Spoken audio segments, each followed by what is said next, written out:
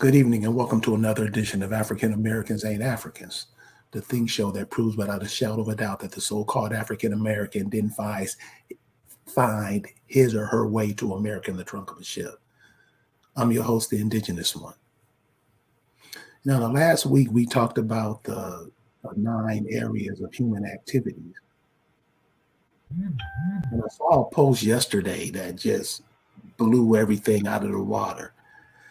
And it taught me a little bit of something that I never really gave much attention to, but it turned to shed a big light on what's going on, thought around the culture in America and how it's being done. So I had to have this brother come on and explain it to you. Many of you know Gabriel Rich. He come with the hoo-ha up there in North Carolina. North Carolina is a very important place for indigenous people. So those of you who are from North Carolina, you might want to check out up there. So we have one of North Carolina's sons with us tonight. Gabriel Rich, how you doing, brother? What up, Chief? How you? Oh man. We gotta get get rid of this nonsense that's going on out here. Right on.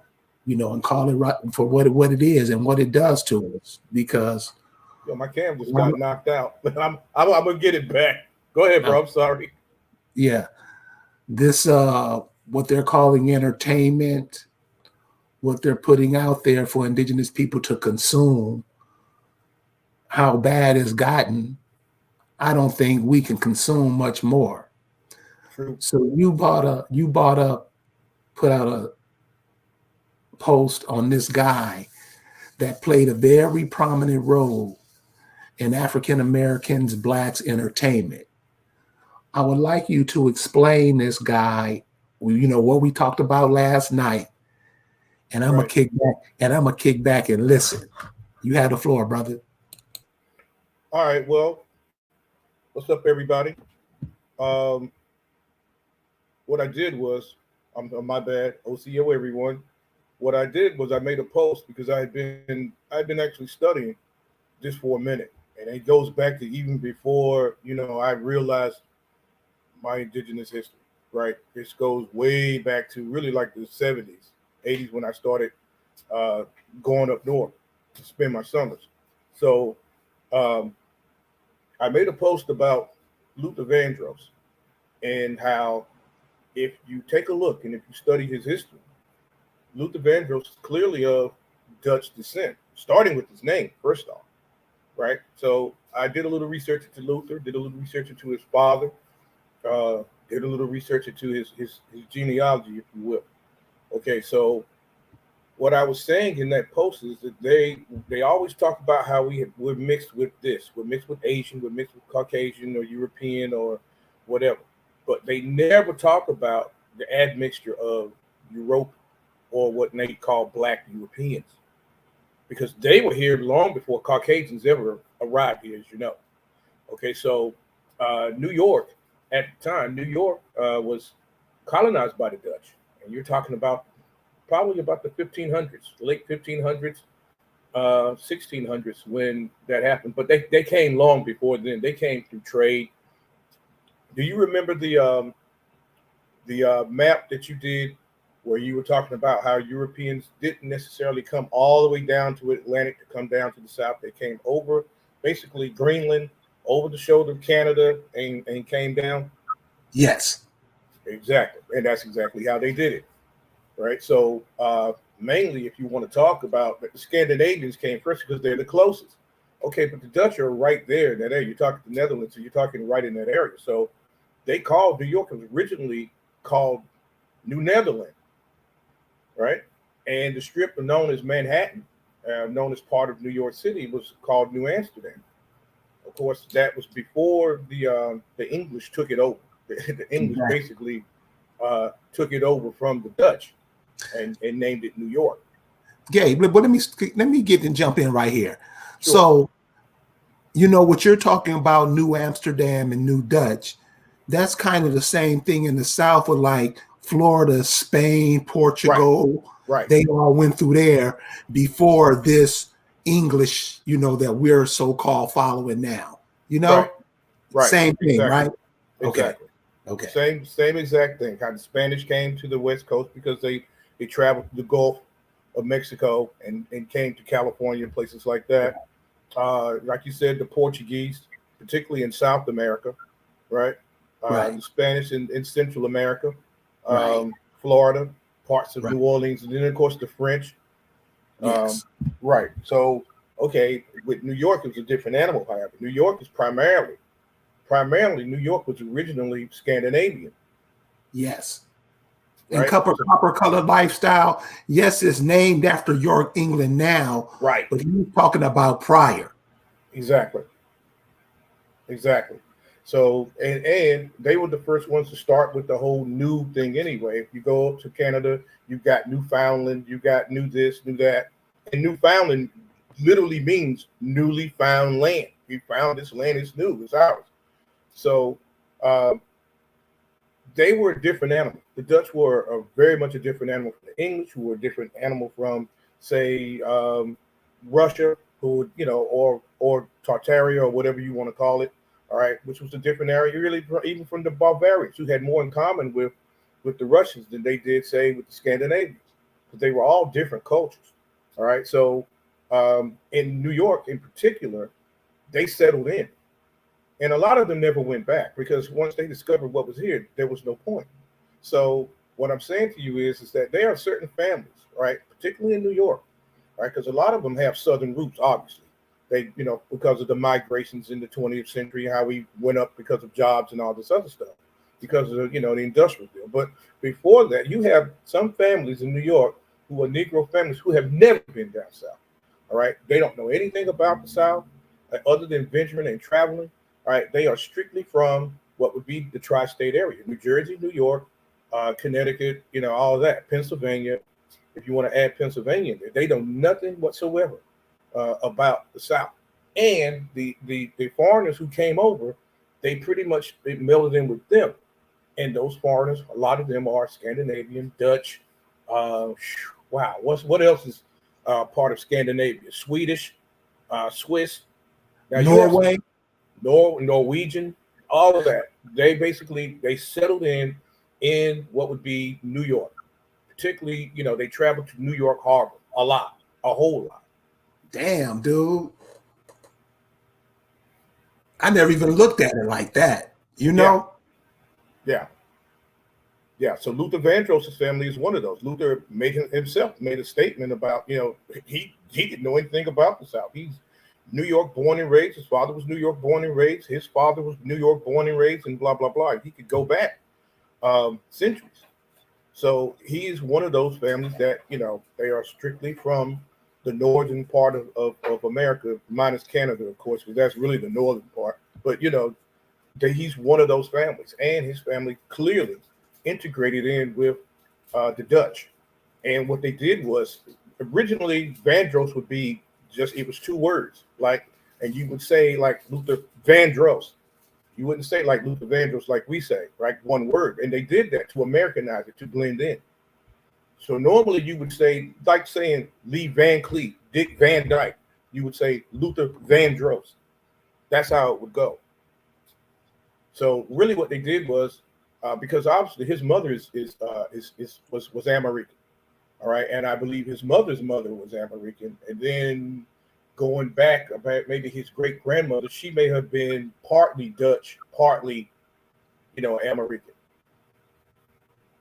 For whatever tribe that it may be at that time, whether it's the Lenape, whether it's the Seneca, whether it's, whatever tribe, Mohican, what tribe it may be, they were American. But the men were primarily Dutch descent. And they wanted to carry their name. And Luther's a product of that. And you can tell Luther's a product of that because they bring certain characteristics. Can't Be Tamed on my post said that, one of the characteristics of Luther was he was a diva. She's correct. Because you can easily put Luther in for being, say, like Luciano Pavarotti, because he had an operatic voice and often sang opera. often sang classical. And like an opera singer, Luther he was a lot of a diva actually, and he was really hard on women, giving them a hard time more so than he ever did with men, of course. But we'll get into that. But yeah, he was very what's the word used to describe him? Yeah. He was very temperamental. He was very temperamental. Don't get me wrong. He was talented, and he certainly had the mesh of both cultures. Certainly, he's an American. Clearly, you can tell that. But Luther was also a different animal as well. Luther was one of those who, even as a crooner, he didn't move. He just stood straight there and sang like an opera singer would, right? He would just stand on stage and just sing. And of course, his voice was banked, so it didn't really matter that he had to move. It didn't really. But he was not an entertainer by any means of the imagination. They had to actually, the record labels had to get him to be more animated, if you will, later on as his career started to dwindle, but overall, yeah, he was essentially like an opera singer singing R&B and soul music. In your presentation, you spoke on the look that he and others have that Right. distinguish them from other people around the world. Right. Can you elaborate on that? Yeah, a lot of your Dutch, a lot of Europeans in general, they're different from us in that they were darker. A lot of them had a very uneven skin tone. For an example, I work with my job now, the general manager where I work at, she's of Dutch descent. Her family's from Niagara Falls, right? And she's clearly of Dutch descent, and then admitted as much when I called her out on it. But her skin is uneven. It's ashen, right? Meaning she's ashy a lot. It doesn't have any pop or shine to it. And man, it honestly, if you turn the lights out, you can still see her lips. They're so pink. They're so bright pink. But the thing is, over there, she would be considered a hottie. Here, she stands out kind of like a sore thumb, and she got picked on a lot because of her complexion and all of this and that. And truth be told, she actually kind of looks like Luther. She got the same type of eyes, the same type of chin. For all we know, they could be related. I don't know. But she's clearly of Dutch descent, Dutch and American descent. And she had a hard time relating to us, as in us Americans. She preferred to be what she considered her own. Now, for her, the situation is different. Her father is an American. Her mother is of Dutch descent. I find a lot of people that, say they know Luther, they knew his mama, they had lunch together in the park and all of that. I see a lot of times what they're not getting. They're getting, it's not about the love and worship of Luther Van Dross. We're just trying to show the difference in the cultures, right? And that's what I wanted this program to be about, Dina Robbins. We're showing how we're not the same as other people. We don't think the same as other people. Our purpose on the planet isn't the same as other people. You can love them to death. No, nobody's telling you not to. We're just saying that there's things American women do that women say in Brazil don't do. Or there's things in Africa that the women there do that the sisters here don't do. That we're just trying to we're trying to make it where we can understand what's going on so these children won't grow up like us, not knowing shit. Go ahead, Right. Gabriel. Well, with Luther, I mean, he has those certain characteristics, physical characteristics. His skin, a lot of people don't remember Luther like, say, 80s Luther, or certainly you don't remember 70s Luther because he was still a background vocalist, although he was one of the top background vocalists at the time. So we heard his voice, Kentucky Fried Chicken commercials and all that, but we never saw his face. We didn't see his face until his first album. Okay. And of course, he's heavily made up in those albums, particularly his first album, not so much. All right. He's made up, but not heavily made up. Luther was a lot darker, and he looks, with the makeup on. His skin was very uneven, right? Meaning, it was the tone of his skin was just uneven, right? You had some parts that were lighter than other parts of his skin, right? He was ashy. He was very ashy. All right, and Luther had that hard hair that a lot of Europeans have. He had that really, really hard hair, which is why he kept a Jerry curl after about 1984. You never saw him without a Jerry curl, right? Because he had that European hard hair, which my coworker has. She has that hard hair. Difficult to tame, not like ours. Doesn't grow very long. You know what I mean? That type of deal. So he certainly exhibited the physical characteristics of a European, probably more than he did of an American. And of course, the blending of the two cultures, because clearly, musically, he is very American, but he is also very European, very Dutch, very, very, very Dutch. And that's what made him different. He was just a different animal. Say another crooner, say Smokey Robinson, not even the same deal. You know what I mean? Or Teddy Pendergrass. He was a different animal than those guys. I understand it. I understand that under the average entertainer lies a dark hidden secret that most of the fans don't understand. True. How is it that these fallen angels get so many of us to worship them? Well, one of the reasons is that just the simple naming of it, you have to become a star. So they're elevated higher than the average person, right? And of course, if you're really, really, really, really banging in your own point, you're famous, you're a superstar. And then you become a mega star, right? Depending upon your bankability. Now, a lot of that depends on your bankability, how many albums you're selling, depends on how much exposure you get. So that's part of it. That's and you got people out here now who want to be a star. They're not happy being themselves. So they want to be a star like Luther, right? Even if they don't have the talent that Luther had. Because again, the man was extremely talented. He was not only a talented vocalist, he was a talented writer, and he produced most of his own music. Him and Marcus Miller, an American. So, that's one of the deals. And then from that point lies the spell. That's when you come under that person's spell because they're a star and you're not. Meaning they are something special, something to be looked up upon and admired and adored, and you are not. You know what I mean? And so that creates the spell.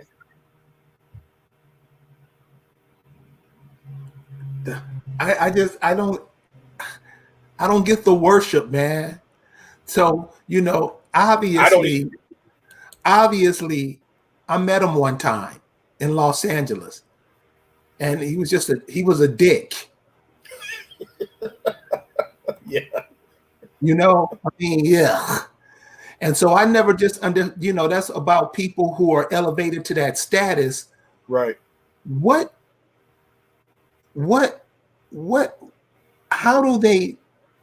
How do they fit into this whole matrix that we live in? Well, I met him too. I met him actually in '94, right? He was what was his album? Probably his last. I think it was his last good album that was out. And he was performing in Oakland, and I was a music writer for the East Bay Express, and so that means I get to go backstage, after the show or sometimes before the show and see these guys. And I mean, Luther was a total diva in there, bro. I mean, I'm being real. Water, somebody runs to give him water. You know what I mean? Towel, somebody runs to give him a towel. Towel's not hot enough. Get me another towel. That type of deal. No. He was on that hard. He was on it real hard, man. But and he was making his little assistants. I mean, they were running like gerbils. You know what I mean? Just getting him whatever he wanted. So he was a diva, but he was kind of different. He kind of cast himself off like he was some earl or some duke or maybe even man. He kind of carried himself as though he was that rather than say just being on music. I've been around other music stars, but they weren't that bad. You know what I mean? He was kind of the worst I've seen. So, it didn't change my opinion about it because I had no worship. I just liked the man's music. I didn't have any, and I was writing a story, so it didn't enhance or lessen my opinion of him. You know what I mean? I just saw what I saw. Yeah. So, normally with all these guys, these entertainers, I don't know if what the people are saying about entertainers, they got to sell their souls, whatever. I Yeah. don't even really care. Because, I mean, for a long time now, these entertainers have just been assholes. Yeah. And you were saying earlier that Luther ran into some trouble earlier. And since Luther Vandross is not on the same level as a Michael Jackson or a Prince, or like you were saying, a Smokey Robinson of that day, what are some things that happened to him that, like R. Kelly, when he had the problem with the girl, how he just kept stringing people along?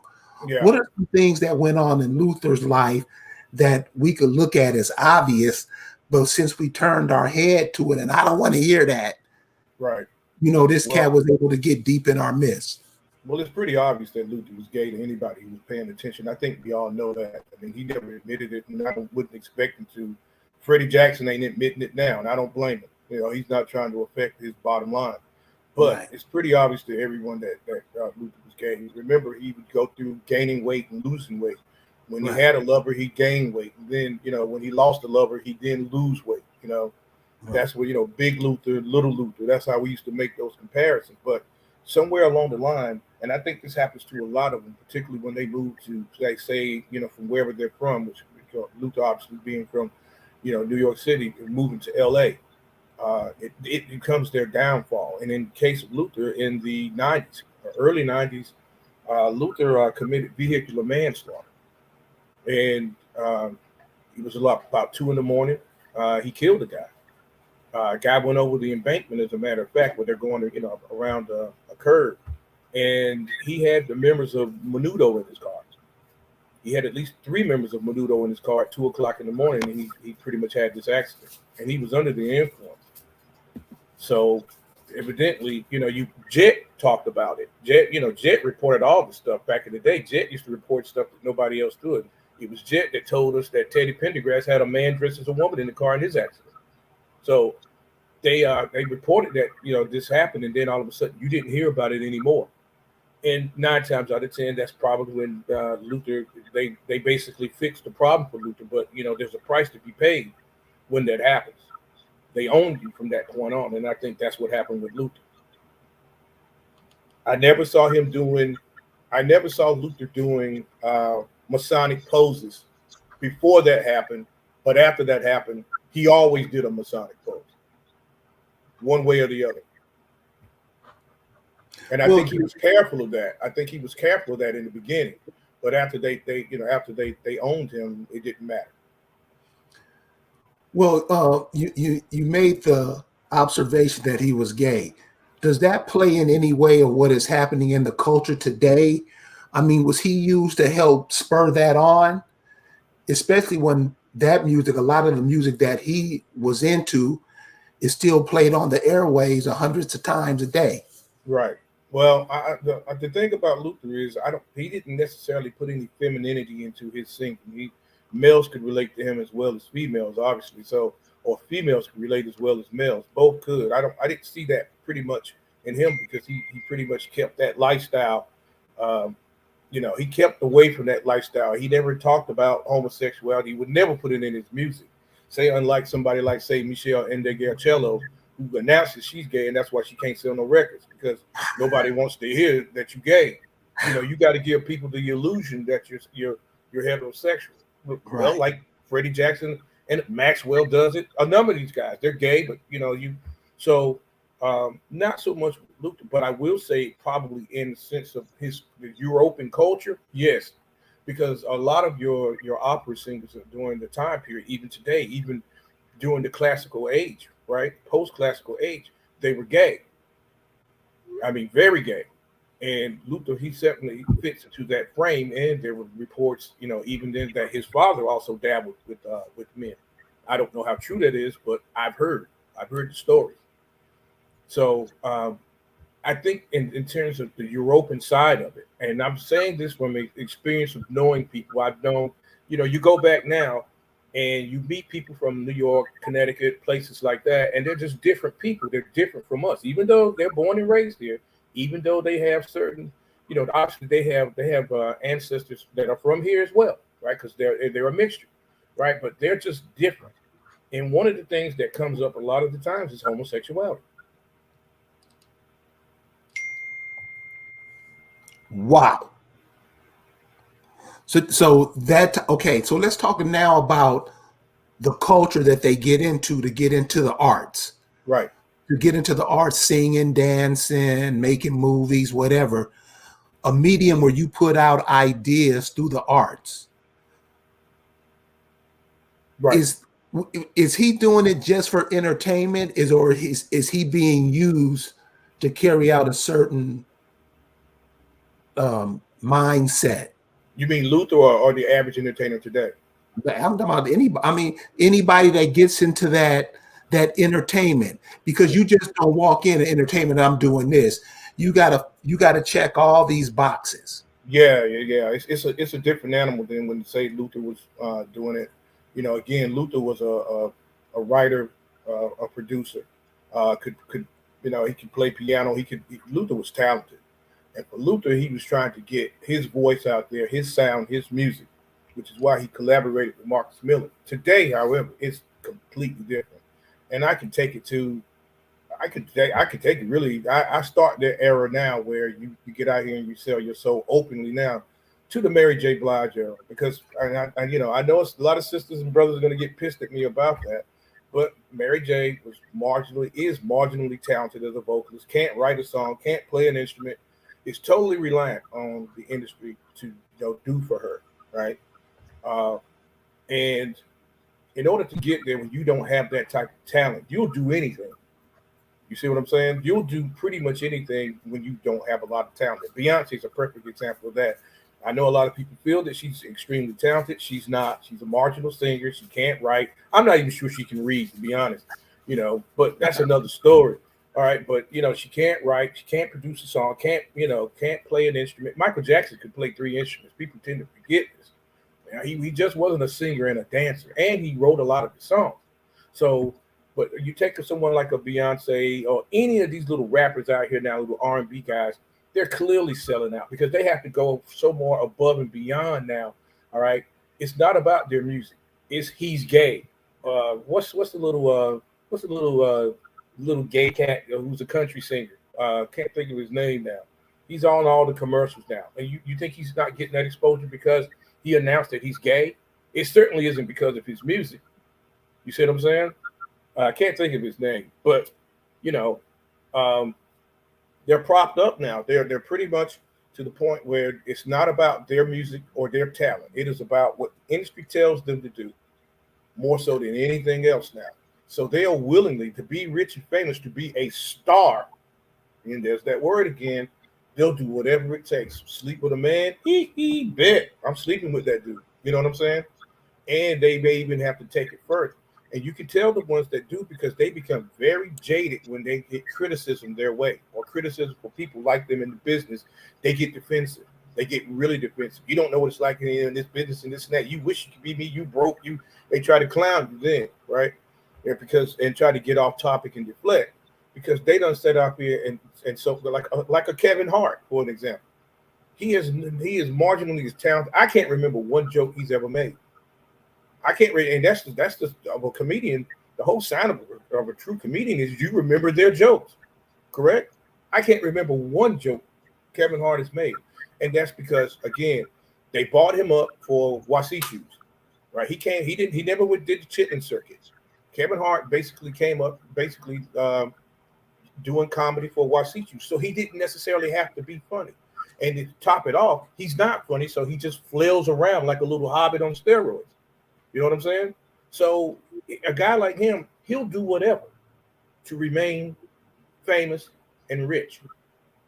You know He'll who do that whatever. reminds me of? What's that? Richard Pryor. Yes. Richard Pryor was not funny at all. Oh, I don't know about that. No, I mean, well, this is what I'm saying. what he did, the images that he put out, what he portrayed to be, it didn't it I think that did more damage than all the laughs he came out with. Right. Because that image of him, if you guys ever get to pull up a Richard Pryor movie called The Toy, Yeah. you will be embarrassed. Oh, you can insert '80s Richard Pryor movie Yeah. then, but they by that time though, they had Richard by the short hairs, man. They owned him at that time because they were the ones who actually got him on coke and then got him strung out. And so at that time, remember before then, about what 1982 or three, him and Jim Brown formed their own production company, and they had all these movies lined up, but Richard couldn't hold it together because the longest time, the more that success was imminent because they put out the first movie, which was Richard Pryor Here and Now. That was the first movie off of that production company, and then they had another one. Okay, after that, okay, and then Richard just fell apart. He did the same thing when he had the Richard Pryor show. He just fell apart. By that time, his coke habit was so strong, he just couldn't break it. And remember, it's the industry that got him on coke in the first place. Now, if you want to talk about '70s Richard Pryor, he called his own shots. He pretty much told them what he would do and what he wouldn't do. There were times where Richard Pryor was supposed to do a comedy, say do a comedy show, and it'd be filmed as a movie. He'd walk right off. If he wasn't feeling it, I ain't doing it. And the producers are in an uproar. The crowd's trying to figure out what happened. 2 days later, he come to the show because he was feeling it. But that was Richard Pryor before cocaine got him, and that's what happened to him. That's what. By the time he did The Toy, he did what's the other one that he did? Man, there were a lot of them '80s movies were just horrible that he did. They owned him at that time. They told him what to do at that time, and mainly because he was still box office. He was still about the top 5 box office draw in Hollywood at that time. But they owned him. He didn't really even have his own mind by that time because anytime he balked, they just give him coke. Yeah, but I'm saying but so what does all that mean?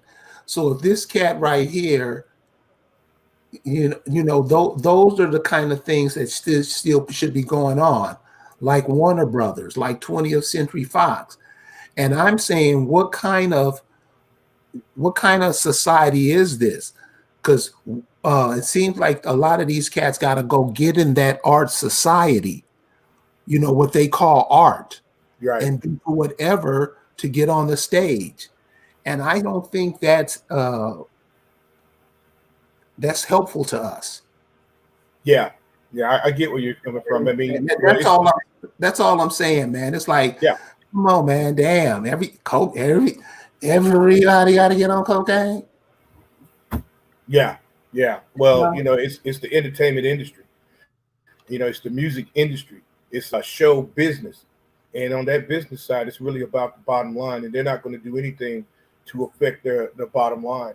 These days in particular, the veil is off. They don't have to pretty much fool you into anything. Uh, Again, you take a guy like say Maurice White of Earth, Wind and Fire. You're not telling Maurice White in the '70s, Maurice, I want you to worship the devil and have sex with children. Maurice is going to look at you and say, dude, please, I got 8 straight, platinum albums. I ain't doing a damn thing, you dig? And they're going to just turn away because they're not going to lose that bottom line. The bottom line is he does. Earth, Wind and Fire had 11 straight platinum albums. 11 straight. That's a record. So yeah, they're not gonna attempt Maurice with any more of this stuff. They're gonna get the fuck out of his way and let him do what he does, all right, and try to get the next guy and leave this guy alone because, well, he's not playing ball. But you take a lesser talented cat who wants to be a star so bad because of what he sees in videos and all this stuff. He sees them in magazines, and then bang, he'll do or she'll do whatever. Rihanna's a perfect example of that. She has really no real talent whatsoever.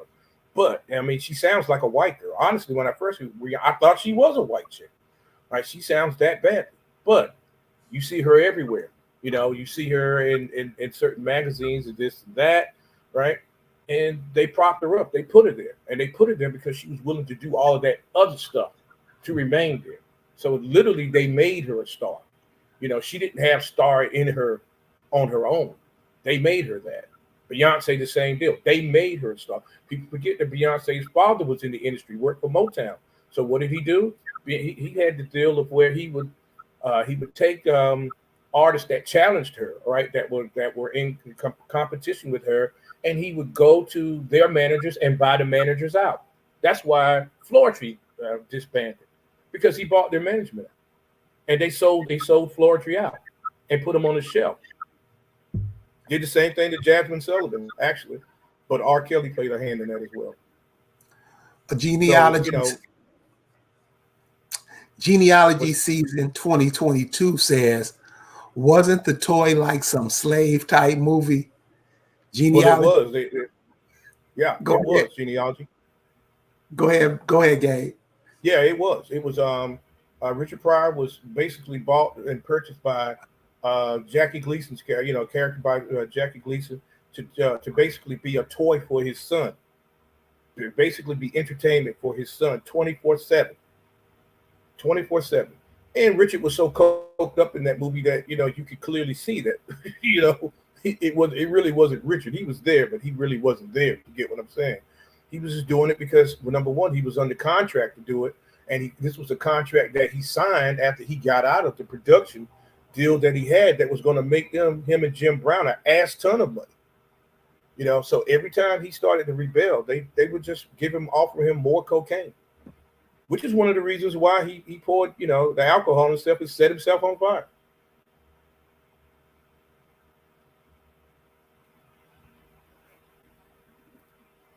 I mean, yes, that's pretty tough, but it is what it is, man. The industry's different now than it was then. You could get a guy like Richard. You basically, what they do is what they would do then was this: they find your weaknesses, they find your vices. They got Richard like that. They got Sly Stone like that. There's a number of cats that got like that. Smokey Robinson got strung out for a good time. Hell, Stevie Wonder was as 80s. Stevie Wonder was on coke. So that's what they do. They find your weaknesses and vices, and then they use that. They got to Whitney Houston early. Whitney Houston was, when she was a model, 15, 16 years old, she got introduced to coke. And then, of course, when Clyde Davis found that out, when she signed with Arista, he made sure she stayed on coke. And then, of course, they blame it on Bobby Brown. But Bob had nothing to do with that. Whitney was 5 years older than Bob. Bobby didn't have anything to do with that. Bobby was more of an alcoholic than a cokehead. It was more Whitney that got him on coke than anything else. Genealogy season 22. So, Gabe says it like that. He has a nice DJ voice. The toy was some jigaboo, coon, yazza, ball, I love you, massive bullshit.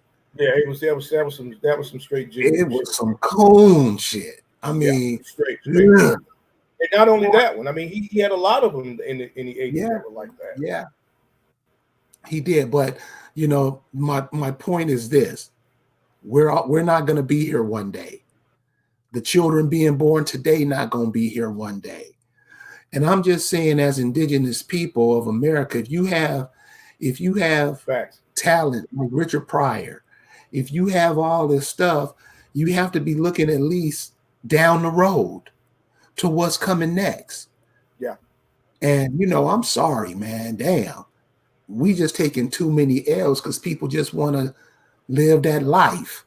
And we know the kind of life that they live. So with that said, what kind of life is that? Why are people turning over like that to live like that, knowing that the people in front of you who went through some bullshit to get there? Because it's the opportunity to be rich and famous, and they want to be that more than anything. And a lot of them don't like their lives, don't like themselves, know nothing about themselves, really do think that they're slaves from Africa and their people are nothing and nobody. And so when you feel that way, the first thing that you want to do is be something else, be somebody else. So they try to reinvent themselves, and they think that this is, and look at social media now, how social media is geared and set up where you too can make a video, right? And make a fool out of yourself and get a number of hits, and somebody will pay attention to you. Somebody will say you do a video and it gets 5 million hits. Oh, you're gonna get a call from somebody in the industry, because that's how it's done now. It's not about talent anymore. It's none of that. It's how big of a fool can you make of yourself, right? that you can get attention, draw attention to yourself, that somebody will contact you and maybe want to sign you to some type of contract. You're not going to read the contract. You're not going to read the fine print. All right. It says you got to do this, you got to do that, you got to do this, and then there's that other side. Right. And they think that whatever the case may be, I'll still be rich. I'll still be better off than I was beforehand. And you and I both know that's bullshit, of course, but you got a lot of people who feel that way and believe like that, man.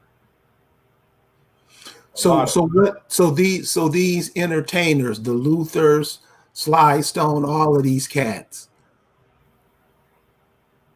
how do they influence their fans? How do they get their fan? What kind of spell do they cast over their fans? Well, you take a guy like Sly, he was a different animal. Sly, first off, he's the creator of psychedelic soul and funk, so he was a little bit different, and his message was always positive. If you didn't know any better, you didn't know anything about Sly Stone's life. Everybody's a star. You can make it if you try. Family affair. He can go on and on and on of the number of positive songs that he's made. Right. Thank you for letting me be myself again. All of this stuff. Right. So Sly's a little bit different, and again, that was a different era where he could do that. Now, remember, back in Sly's day, if you're making positive music like that, they would take that record, right? That they would take that original print, and they would take it, to this place of their evil worship, and they put a spell on that record, right? They would pretty much put a spell or a hex on that record to try to. Bob Marley's another example where they would try to negate the positivity that's coming from that music. So today they don't even have to do that. Today these cats will rap about whatever they're told to. So especially these young trap rappers, it's niggas, bitches, pills, money. Did I say niggas, bitches, and pills? I did. All right. So it's the hustle, it's this, it's that. And then they're doing it in a whack-ass auto-tune, a lot of them, which is a frequency that throws us off. Because it's almost, auto-tune is almost like AI, artificial intelligence. You know what I'm saying? It's almost like artificial intelligence, if you will, when you hear them rapping like this. So, yeah, it's a whole different now. They pretty much now, they couldn't control the frequencies, the positive frequencies back then with guys like Sly. Even with Luther, they couldn't control any of that. So they put a spell on that on that master. They would put a spell on it. Right now, they don't have to do that at all because they tell the artist what to do. And if the artist doesn't do it, they'll find somebody else to replace them. Not to mention the fact, to carry that a lot of these cats now they make short-term money for these labels. And then, have you noticed how many of these guys get killed? They get killed for the insurance money.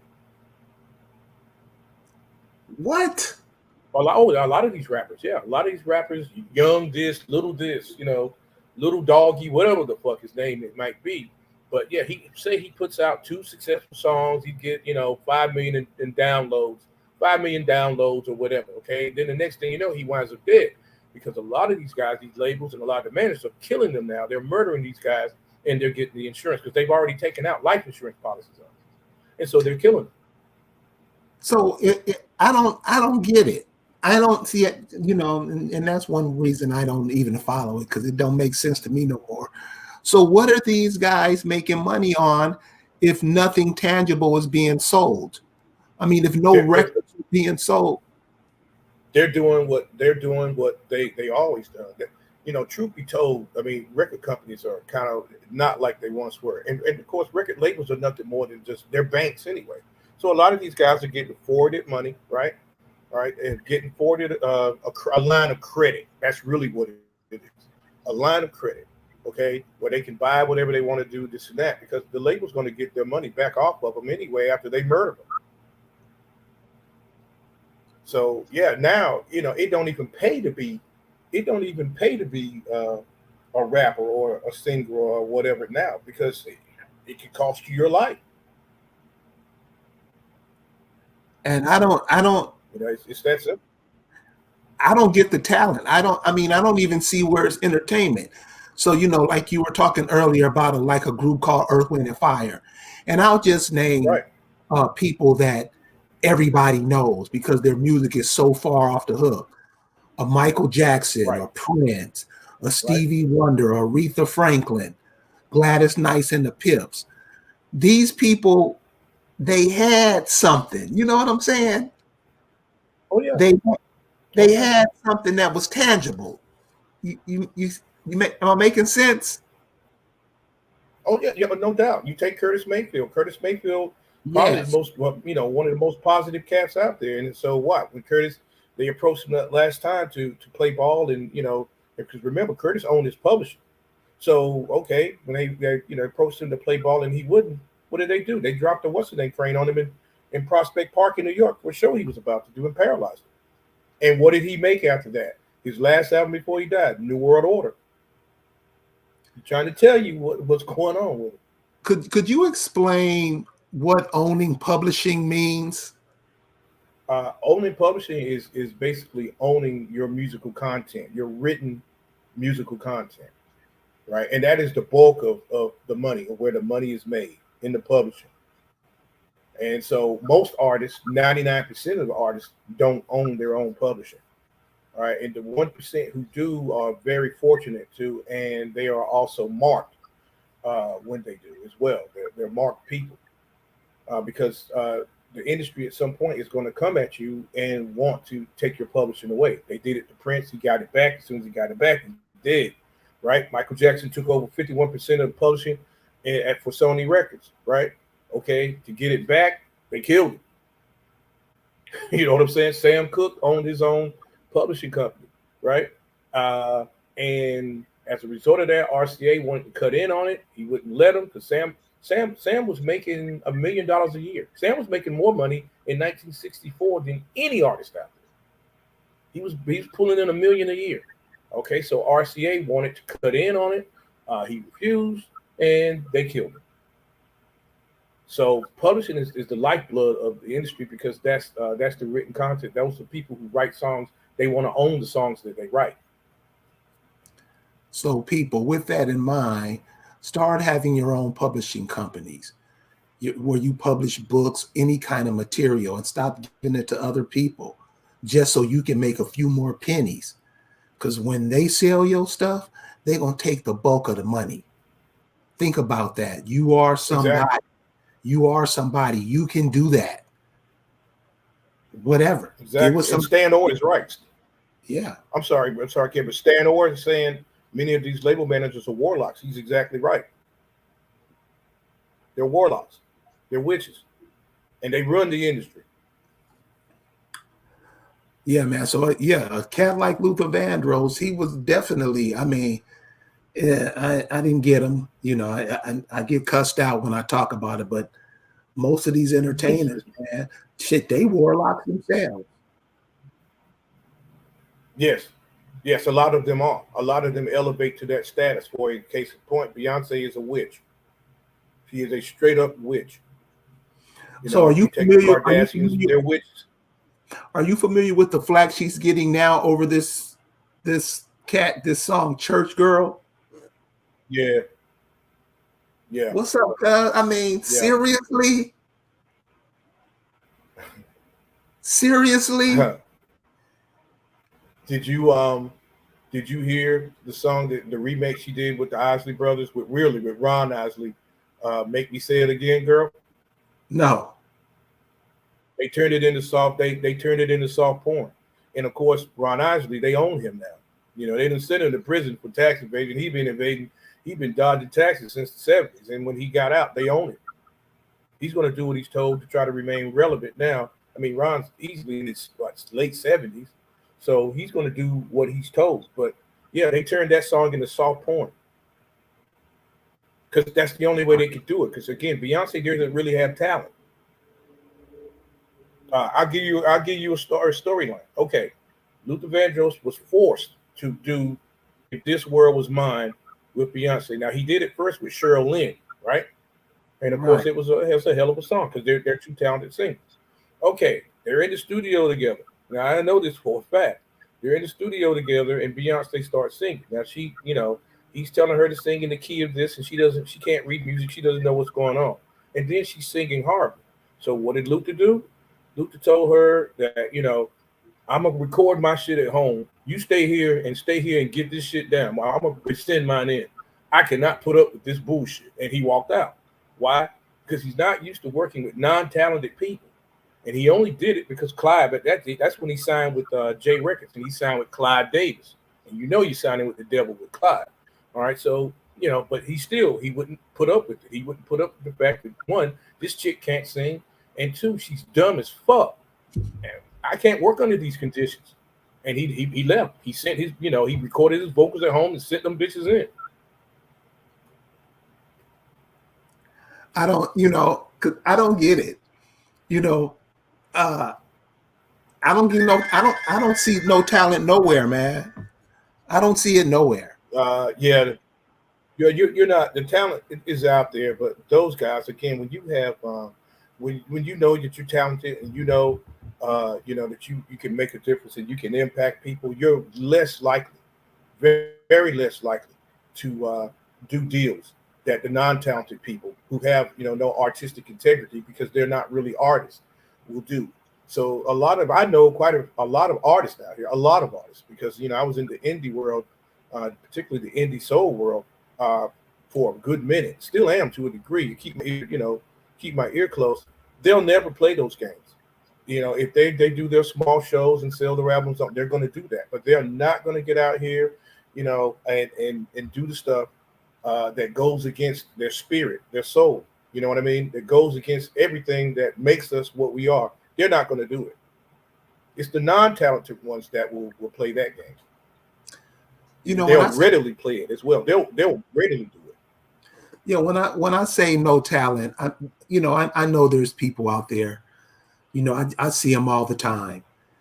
But just so everybody can get that. So everybody got Earth, Wind, and Fire. Everybody got Stevie Wonder.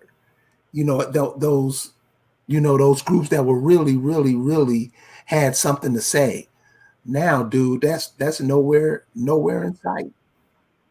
Yeah, well, it's those artists have been pushed to the background. And M. Carter's right. Prince did. He told Beyonce that she needs to learn an instrument to help her keep on key.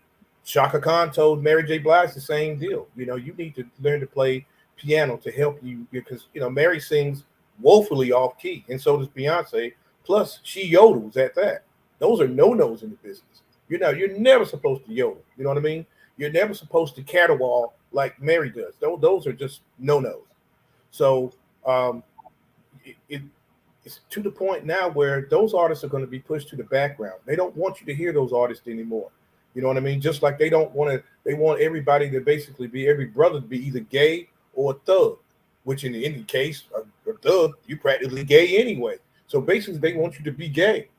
One is just violently gay and the other one is, just gay. So, men are being pushed to the background. A lot of the sisters are being pushed to the background in favor of hoes, bitches, and whatever else bad that you can name. That's pretty much how it is. It's up to us to kind of stop that and stem that tide, man. But they got a machine going, and they've had it going for quite a while. And a lot of us buy into it. It's like you were saying about wanting to be a star and how would you want to be in this business when you see the person ahead of you, how they get chewed up and they get spat out. You know what I mean? Hell, it even happened to Luther. I still don't think Luther's stroke was. I don't really think Luther's stroke was something that came along naturally, because he was. I think he was. I honestly think Luther was poisoned. Well, it happens to a lot of us when we want to be in their game. I was talking to a young lady one time, and she said something to me. I was like, "You got to be lying." She was a secretary at Motown, and she said everybody at Motown was homosexual. And I'm like, no, not Stevie Wonder.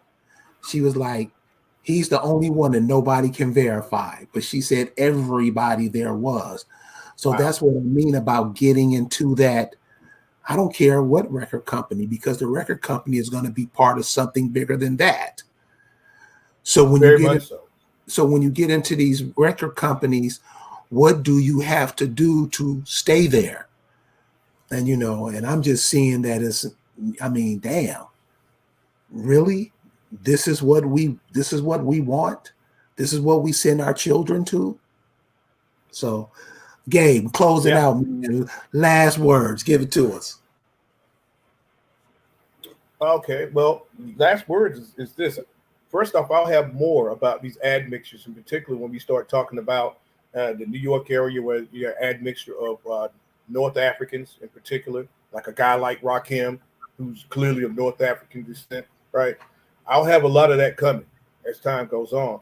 But again, we need to understand that a lot of these people who came here, the first thing they did was to try to mix with us. You take in the Dutch's case, a lot of the times they married the women, the men married the women to get land rights, particularly if they were highborns. Okay, if they weren't highborns and they were just the average Joe who happened to be, to get over this way, they married in to just blend in, right? And in hopes of finding riches, because that's what just about every European or anybody from any other country came over here for riches and wealth. So they were no different, and a lot of your Europeans were different, whether they were Britons, which you now call the British, whether they were Celts, which you now call the Irish, Scots, which you now call Scottish, and of course, ish means kind of. So anytime you hear the word ish, Scottish, Finnish, Polish, you're talking about white people, because that means they are kind of Polish, or kind of a Pole, or kind of a Briton, or kind of a Celt. That's what ish, or kind of a Scot. That's what ish means. So anytime you hear like Danish, right, you're talking about a person who's white, who's kind of a Dane, because real Danish people call themselves Danes. They don't call themselves Danish, right? So I learned that lesson the hard way, trying to talk to a chick who was a Dane. So yeah, so you got to understand that it was the Europeans. We are more integrated with them, that side of the world. We are more admixtured with them than any African. Any African. Just like we're more admixtures with Pacific Islanders, right, than any African or any European. So those are the things that we need to understand more than anything. It's not just white people. It's not, that admixture. That came later.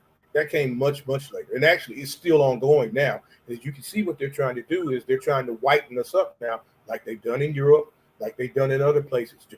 Japan, all these places are kind of just whitened up. It's not that the indigenous people are eradicated. They've just been pushed back. The same thing with the real and true artists in the industry, Carrie. They've been pushed back, and they're trying to do the same thing with us here in America. Well, Gabe, thank you for sharing that with us tonight. And you're definitely going to come back and share your findings with us. Right on. Cool, No doubt. man. Well, listen, everybody get on over to AAA.com. Check us out. Books are on. Our books are up. Check out the website.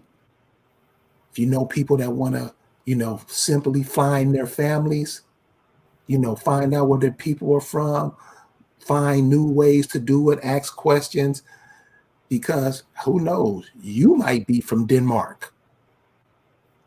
You Never might know. you might be from Scandinavia. Because what you just heard about Luther Van Dross, that goes on all the time. And many of us are that. And like he told you, Yes. many of them never come to the South. They never come check out the never. South. They never get over to Texas. Real quick, Carrie, you'll see cats up in New York, New Jersey area, Connecticut area who are so funny looking. You know damn well they ain't from here. You never see them down south. You never see cats like that. You don't see them in the numbers that you do, particularly in New York City. It just doesn't happen. I mean, just odd looking cats, man. Odd looking heads, that type of deal. They're clearly not us. But they are of color. So they are melanated people. And so we think they're the same, but they're not. And we got to remember too, also with that in mind, a lot of these hoteps, all these cats preaching that foreign ideology to keep us confused, a lot of that stuff come out of New York. Facts. A lot of it. So keep that in mind. So Gabe, I want to say thank you and for coming sharing that with the audience tonight. And I want to thank the audience for picking up that information. I hope that helps when we're looking for this kind of entertainment to consume. Who are we listening to? What are they trying to tell us? How is their lifestyle impacting us by taking in their words and advice? These are things we got to pay attention to. So listen, we're going to see you Friday night. We're going to have Thacamac Guardian here. Everybody have a good night. Everybody have a good tomorrow. Keep your head up. Peace.